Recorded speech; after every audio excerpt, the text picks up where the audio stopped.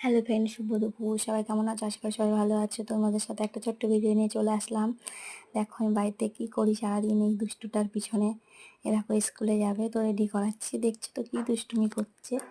ড্রেসটা পরাচ্ছি, একটা মিনিট শান্তভাবে দাঁড়াচ্ছে। দেখো নড়া চড়া করেই যাবে। আর এরকম সারাদিন চলে, জানে না, সারাটা দিন বাড়ির মধ্যে ছোটাছুটি করে। একটা মিনিটও পাটা মানে হাঁটে না, সারাক্ষণ শুধু দৌড়ায়।